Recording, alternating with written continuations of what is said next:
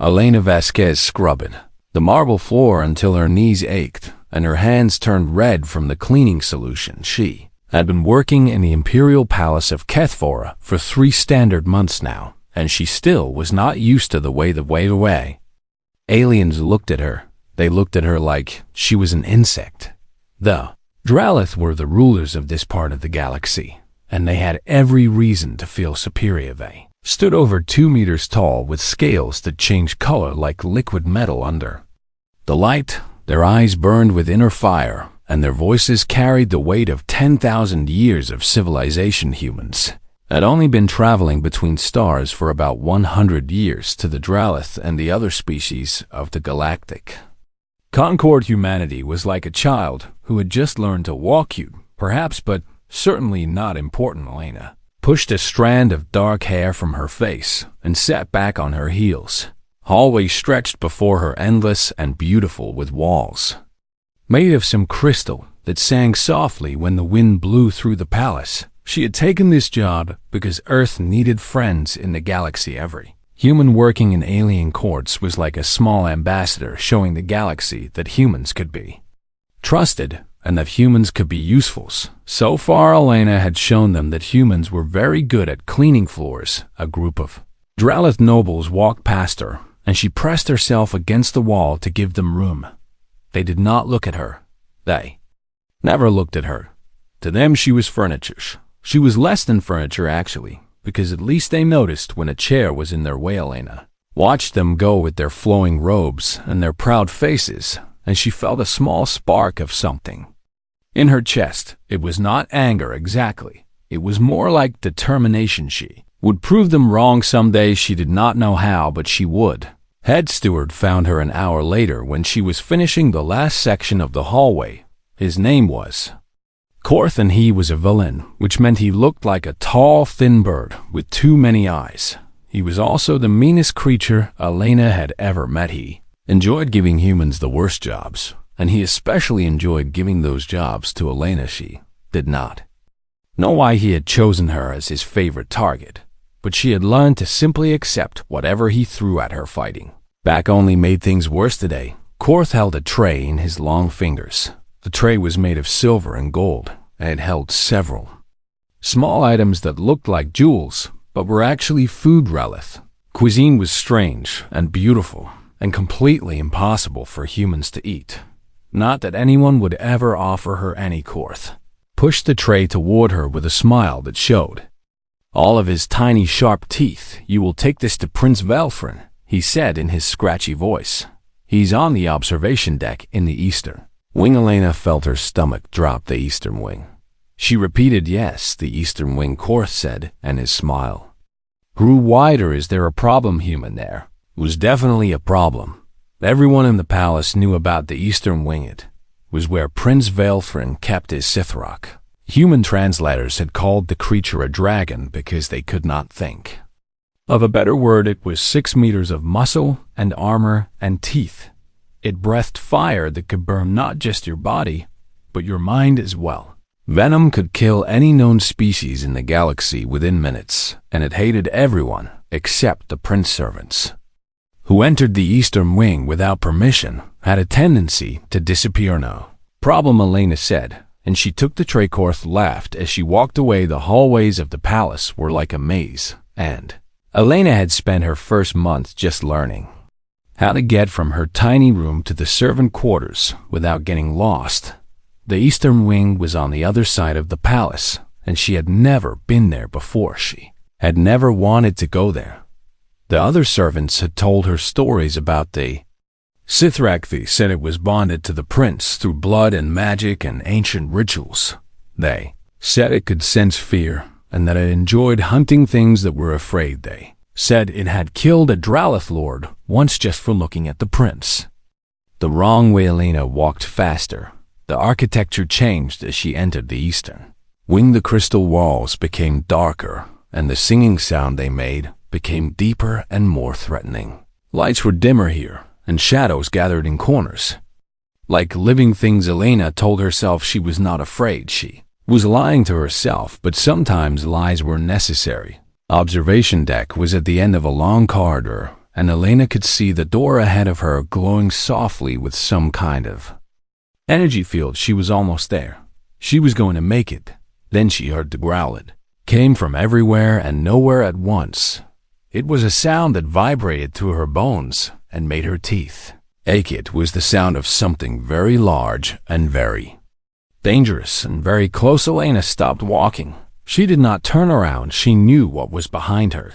Sithrak emerged from the shadows like a nightmare coming to life. It was bigger than she had imagined, with 6 eyes that glowed like red stars and scales that were black as the space between galaxies. Its mouth was open slightly, and she could see rows of teeth that were longer than her fingers. The creature moved toward her, slowly, almost lazily. It knew she could not escape. It knew she was prey. Elena held the tray in front of her like a shield, which was stupid because the tray would not protect her from anything. Her heart was pounding so hard she could hear it in her ears. Every instinct in her body screamed at her to run, but she had grown up on the streets of Snow Paulo before she joined the colonial service. She had faced gangs and criminals and corrupt police officers. She had learned a long time ago that running from predators only made them chase you harder, so she stood her ground. The Sithrak tilted its massive head and looked at her with something like curiosity. It was not used to prey that did not run. Elena looked back at it, and she felt that spark in her chest again, that determination. If she was going to die here in this dark hallway far from Earth and everyone she loved, then she was going to die standing up. She was going to die like a human. The dragon lunged. The Sithrak was fast. It was faster than anything Elena had ever seen. One moment it was 5 meters away, and the next moment it was on top of her, with its jaws open wide enough to swallow her whole. Elena did not think thinking would have gotten her killed. Instead, she moved on pure instinct. She threw the tray at the creature's face, and the silver and gold and crystalline food scattered through the air like strange confetti. The Sithrak flinched. It was only a small flinch, and it only lasted half a second, but that was enough. Elena twisted her body to the side, and instead of the dragon's teeth closing around her throat, they closed around her left forearm. The pain was incredible. It was like someone had shoved her arm into a furnace filled with broken glass and acid. She could feel the teeth sinking through her skin and into her muscle and scraping against her bones. She could feel the venom pumping into her bloodstream like liquid fire, but Elena did not scream. Later, when people told the story of what happened, they always mentioned that part. The human did not scream. Instead, she did something that no prey had ever done to a Sithrak before. She fought back with her free hand. Elena drove her fist into the soft tissue under the dragon's jaw. It was the only vulnerable spot on the creature, and she had no idea how she knew it was there. Maybe it was luck, maybe it was instinct, maybe it was something else entirely. The Sithrak released her arm with a hiss of surprise and pain. It stumbled backward and looked at her with all 6 of its eyes wide with shock. This tiny, soft, weak human had heard it. This was not supposed to happen. Elena stood in the middle of the corridor with blood pouring from her arm. Her blood was red, and the Sithrak's blood was black, and they mixed together on the white marble floor in strange swirling patterns. The venom was already spreading through her body. She could feel it burning through her veins like fire racing along a trail of gasoline. Her vision was starting to blur, and her legs were getting weak, but she did not fall, not yet. The Sithrak had retreated behind a pillar, and it was watching her with an expression she could not read. It was not attacking again. Seemed almost confused, like it did not know what to do with prey that refused to act like prey. Elena heard footsteps running toward her. He heard voices shouting in the Dralith language. She heard someone calling for guards and medics, and the Prince Velthrin arrived first. He came around the corner at full speed and stopped dead when he saw the scene before him. His Sithrak was hiding behind a pillar like a scared animal. A human servant was standing in a pool of blood, looking pale and sick, but somehow still standing. And there was blood everywhere. The prince looked at his dragon, and then at Elena, and then back at his dragon. What happened here? He demanded. His voice was sharp and cold, and it carried the authority of someone who had never been told no in his entire life. Elena turned to face him. Slowly moving was getting harder. Everything was getting harder. The venom was winning, and she knew she only had a few seconds left before she collapsed. "Your dragon," she said, and her voice was calm and steady despite everything. "Has poor manners." Then her legs gave out and she fell. She expected to hit the cold marble floor, but instead she felt someone catch her. Through her fading vision, she saw the prince's face above her. He looked shocked and confused, and something else she could not identify. "Why are you not dead?" he asked. That was a strange question, Elena thought, but she did not have time to answer because the darkness was pulling her down and she could not fight it anymore. She closed her eyes and let go. The prince held the unconscious human in his arms and tried to understand what he was seeing. She should be dead. Sithrak. Venom was lethal to every known species in the Galactic Concord. Even the Dralith could only survive it because they had been bonding with the creatures for thousands of years. Their bodies had adapted over countless generations. A human had no such protection. A human should die within seconds of being bitten. But this human was still breathing. Her pulse was weak and irregular, but it was there. She was alive. The medics arrived and took her from his arms and carried her away on a floating stretcher. The prince watched them go and then turned to look at his Sithrak. Creature came out from behind the pillar slowly with its head down and its tail tucked. It looked ashamed. It looked defeated in all his years with the beast. The prince had never seen it act this way. "What did she do to you?" he asked quietly. The Sithrak made a low sound in its throat. It was not a growl or a hiss. It was something softer, something almost like respect. The prince looked at the blood on the floor. Red and black mixed together. Human and Sithrak had a feeling that something important had just happened. Something that would change everything. He just did not know what. It was yet in the medical wing. The doctors worked frantically to save Elena's life. They pumped her full of anti-venom that had never been tested on humans. Because no human had ever survived long enough to need it, they monitored her vital signs and watched in amazement as her body fought against the poison. Any other species would have given up by now. Organs would have failed, and their hearts would have stopped, and they would have died quietly on the table. But Elena's body refused to quit. Her immune system was doing something the doctors had never seen before. Was not fighting the venom. It was studying it, learning from it, adapting to it. One of the doctors called for the prince. He needed to see this. He needed to understand what was happening inside this impossible human, because something was changing. Something was being born, and it was going to change everything they thought they knew about the galaxy. Elena woke up slowly, like she was swimming up from the bottom of a very deep ocean. Everything hurt. Her body felt like it had been taken apart and put back together by someone who did not quite know how humans worked. She opened her eyes and immediately closed them again because the light was too bright.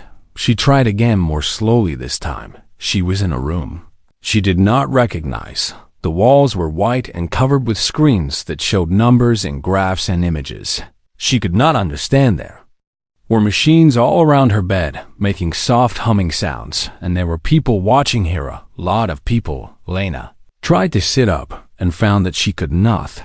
The body was too weak, and her left arm was wrapped in bandages from her wrist to her shoulder. She remembered the dragon. She remembered the bite. She remembered the pain and the blood and the prince catching her as she fell. "I should be dead," she said.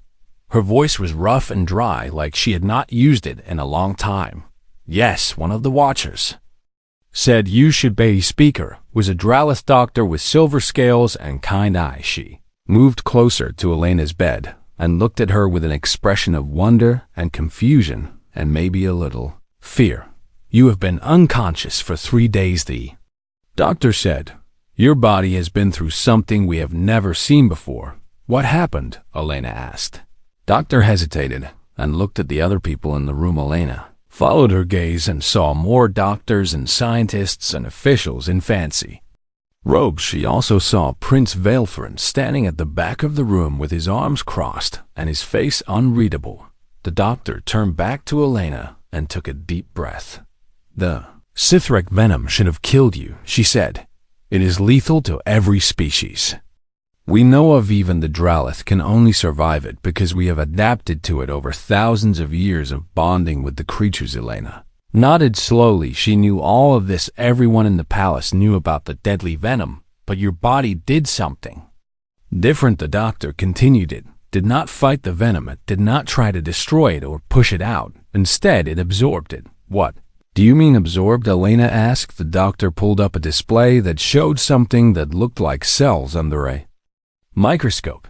"The venom has integrated with your cellular structure," she said, "has bonded with your DNA. Your immune system did not rejected it, accepted it, learned from it, adapted to it."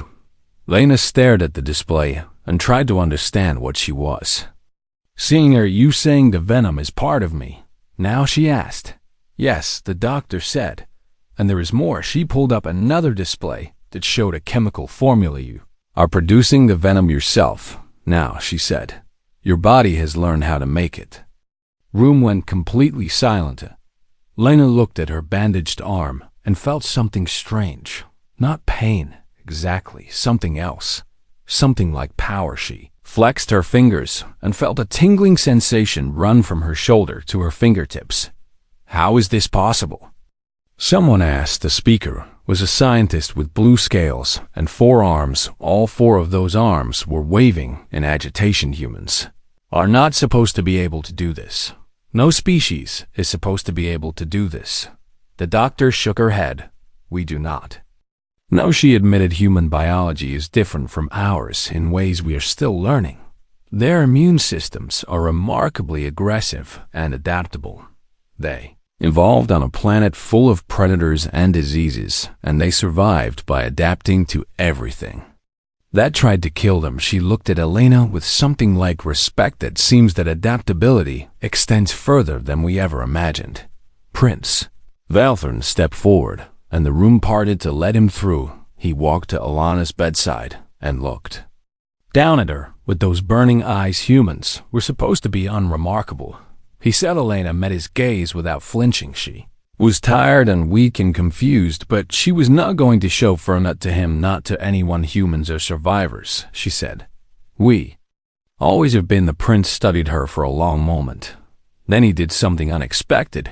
He smiled. It was a small smile, barely there at all, but Elena saw it. "It seems we have underestimated your species," he said. Elena thought about all the times she had been ignored and dismissed and treated like she was nothing. She thought about all the aliens who had looked at her like she was an insect. She thought about Korth and his cruel smile as he sent her to the Eastern Wing. "Yes," she said, "you have." The doctors kept her in the medical wing for another week while they ran more tests. They poked her and prodded her and took samples of everything they could. They were fascinated by her and terrified of her in equal measure. Elena did not mind the tests. They gave her time to think about what had happened and what it meant. She had been changed by the bite. She was no longer fully human. She was something new, something that had never existed before. The scar on her arm was strange and beautiful. The wounds had healed into patterns that looked like scales, and they glowed faintly in the dark with a soft blue light. When she focused, she could feel the venom inside her like a second heartbeat. She could feel it responding to her emotions. When she was calm, it was calm. When she was angry, it burned. She practiced controlling it in the quiet hours of the night when the doctors were not watching. She learned to call it up and push it down. She learned to feel where it was in her body and how to move it. It was like learning to use a muscle she never knew she had. By the end of the week, she could make the venom flow to her fingertips and back again. She could feel it crackling under her skin like lightning waiting to strike. She did not tell the doctors about this. Some things were better kept secret. When they finally released her, the whole palace was talking about what had happened. The human maid who survived the dragon. The human maid who should be dead, but was not. The human maid who had somehow done Impossible. Elena walked through the halls with her head held high. The other servants looked at her differently now. Aliens looked at her differently now. She was no longer invisible. She was no longer furniture. She was something they could not ignore, and that was just the beginning.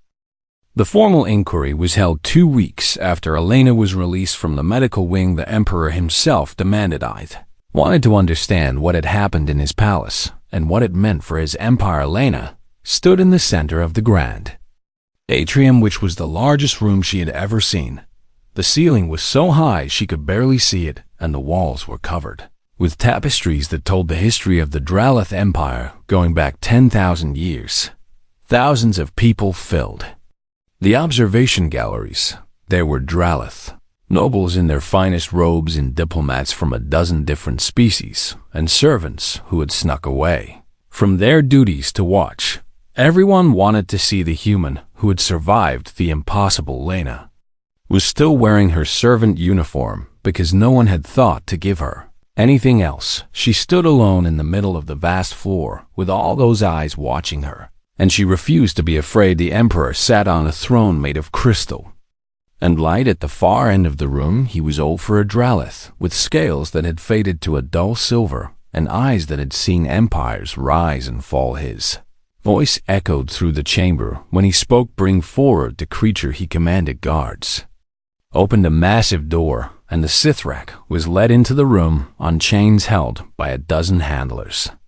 The crowd gasped and pulled back even though they were safely above the floor.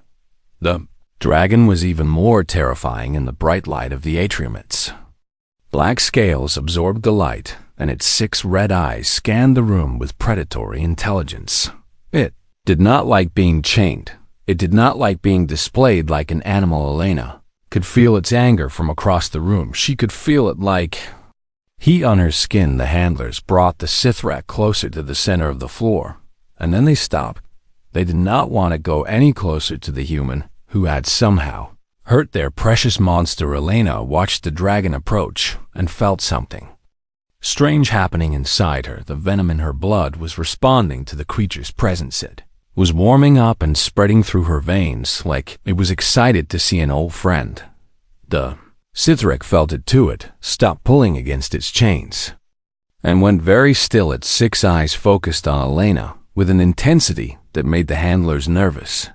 Then it did something no one expected. It lowered its massive head. It tucked its tail. It made a sound low in its throat that was not a growl or a hiss, but something softer, something submissive. The crowd froze for a long moment. No one moved, and no one spoke. Even the Emperor sat forward on his throne with an expression of shock on his ancient face. The Sithrak pulled against its chains, but not to attack it.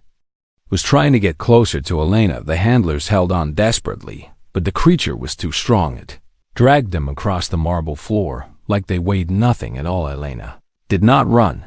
She did not flinch. She stood her ground and watched the dragon approach. When it reached her, it pressed its massive snout against her scarred palm. The venom under her skin sang in response. She could feel the creature's mind brushing against hers. It was not words exactly, but she understood what it was saying. You are strong, it seemed to say. You are worthy. You are packed. The grand atrium erupted into chaos. Nobles were shouting, and diplomats were demanding explanations, and guards were trying to decide if they should protect the human or arrest her. The Emperor raised his hand, and the room fell silent. Explain this, he commanded. His voice was cold and hard, and it was directed at the scientists and doctors who had studied Elena. One of them stepped forward nervously. We do not fully understand what has happened, Your Majesty, he said, but it appears that the human has formed a bond with the Sithrak similar to the bond that exists between the creatures and the imperial bloodline. That is impossible, a noble shouted from the gallery. Only those of the blood can bond with a Sithrak. It has been this way for 5,000 years. The scientist spread his hands helplessly. And yet here we are, he said. The evidence is before your eyes. The Sithrak has submitted to her and has accepted her as its master. The implications of this were staggering, and everyone in the room understood the Sithrak bonds were the foundation of Dralith-powered Creatures chose their rulers. A Dralath could only become emperor if a Sithrak accepted them. It was a sacred tradition that had governed succession for millennia, and now a human had formed such a bond. A human servante, member of a species that had been traveling between stars for barely a century. Elena looked up at the emperor and the horrified nobles and the shocked diplomats. She looked at Prince Valoran, who was standing near his father with an expression she could not read. She had not asked for any of this. She had just been trying to deliver a tray. "I am sorry for the disruption, Your Majesty," she said. Her voice was steady and calm. "I did not plan for any of this to happen." The emperor studied her for a long moment. His ancient eyes seemed to see right through her. "No," he said slowly, "I do not suppose you did." Rose from his throne, and the room bowed. "But it has happened," he continued, "and now we must decide what to do about it." The dragon pressed closer to Elena's side and made that soft sound again. She reached up and touched its scales without thinking. They were warm under her fingers. She could feel its heartbeat through her palm. Whatever happened next, she was not alone anymore. She had a dragon, and she was no longer afraid of anything. The days after the inquiry were the most dangerous of Elena's life. Everyone wanted something from her. Some of the nobles wanted her dead because she threatened their power and their traditions. They whispered in corners and made plans to eliminate the human problem before it could grow any larger. Some of the scientists wanted to study her more.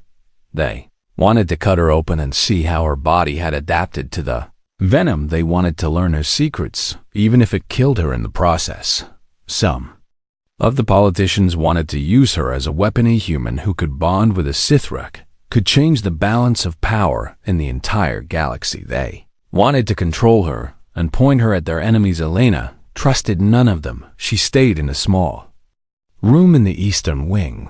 Now the emperor had ordered her moved there after the inquiry. Said it was for her protection, but she knew it was also to keep her close to the dragon. The Sithrak visited her every night. It was too large to fit through the door, so it would curl up in the hallway outside and press its snout against the window. Elena would sit on the other side of the glass and feel its presence like a warm fire in her mind. She gave it a name. She called it Shadow because of the way it moved through darkness, like it was part of it. The dragon seemed to like the name Prince. Valthorn came to see her on the 10th night after the inquiry. He found her sitting by the window with Shadow watching her from outside. "You should be more careful," the prince said. "There are people in this palace who want you dead." Elena did not turn to look at him. "I know," she said. "And yet you sit here alone with only a window between you and the only creature that might protect you." Elena smiled slightly. "Shadow would break through this window in a heartbeat if anyone tried to hurt me," she said. The prince nodded. He walked closer and stood beside her, looking out at the dragon. "My father has been in meetings for days," he said. "Everyone has an opinion about what to do with you." "What are the options?" Elena asked. The prince was quiet for a moment. "Some want you executed," he said finally. "They say you are an abomination, a violation of sacred traditions." "That sounds unpleasant," Elena said. "Others want you imprisoned and studied. They want to understand how you did what you did, also unpleasant. And some," the prince continued, "want to make you a weapon. They want to use your bond with Shadow to strengthen the empire, to threaten our enemies, to expand our power." Elena turned to look at him for the first time. "And what do you want?" she asked. The prince met her eyes. His expression was complicated, something between curiosity and respect, and something else she could not name. "I want to understand you," he said. "I want to know how a human servant faced down a Sithrak and survived. I want to know what makes your species so stubborn and so impossible to kill." Elena stood up and walked to the center of the room. Shadow shifted outside the window, tracking her movements. "You want to know what makes humans special," she said. Yes, Elena thought about her life before she came to the stars. She thought about growing up poor in Snow Hollow. She thought about the hunger and the violence and the endless struggle just to survive another day. She thought about her grandmother who had raised her after her parents died. Her Grandmother had survived wars and famines and dictatorships. She had buried children and watched her country fall apart and put itself back together again. And through it all, she had kept going. She had kept fighting. She had refused to give up. That was what it meant to be human. We are not the strongest species in the galaxy. Elena said we are not the fastest or the smartest or the most advanced. We are soft and fragile. And we break easily. She walked to the window and pressed her hand against the glass. Shadow pressed its snout against the other side. But we do not stop. She said, no matter what happens to us, we do not stop. We get knocked down and we get back up. We face impossible odds and we find a way to survive. We look at a universe that wants to kill us and we say, North Prince watched her with those burning eyes. We have survived ice ages and plagues and wars. She continued, we have survived our own stupidity and cruelty. We have clawed our way up from the mud and reached for the stars. And now we are here in your palace, in your empire. We are not going away. Elena turned to face him. You asked what makes humans special. She said, the answer is simple. We refuse to die. We refuse to give up. We refuse to accept that anything is impossible. She walked toward him and stopped just a few feet away. Her empire has been around for 10,000 years. She said, you have seen species rise and fall.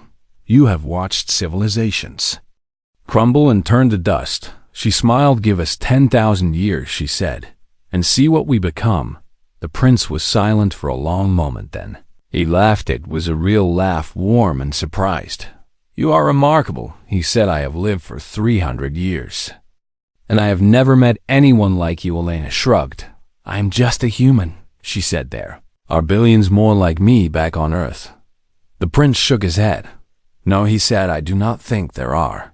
He turned and walked toward the door. My father will make his decision soon, he said. I will do what I can to protect you, but you should be prepared for anything. Elena nodded. I always am, she said. 6 months later, the Treaty of Human Recognition was signed in the Grand Atrium. Elena stood beside Prince Velthrin as the Emperor announced that humanity was being elevated to full membership in the Galactic Concord. Shadow sat behind her like a mountain of black scales and red eyes. The nobles who had wanted her dead watched in silence. Scientists who had wanted to study her watched in frustration. The politicians who had wanted to use her watched in calculation. And the humans who had come from Earth to witness this moment watched in pride. Elena thought about her grandmother back in Snow Hollow. She wished the old woman could see this. She wished she could tell her that all those years of struggle and survival had led to this moment, a human standing in an alien palace with a dragon at her side, changing the course of galactic history. The Emperor finished his speech, and the crowd applauded. Prince Velthrin leaned close to Elena. You did this, he said quietly. You changed everything. Elena shook her head. I did not do anything, she said. I just survived. Prince smiled. That is what I mean, he said. Elena looked out at the crowd of aliens and humans and thought about everything that had happened. She had come to this palace as a servant. She had been ignored and dismissed and treated like nothing. And now she was standing at the center of power with allies and enemies, and a future she could not predict. But she was not afraid. She was human, and humans did not stop. They did not give up. They did not accept that anything was impossible. She reached back and touched Shadow's scales. The dragon rumbled with contentment. Whatever came next, Elena was ready, because that was what humans did. They faced the impossible, and they won.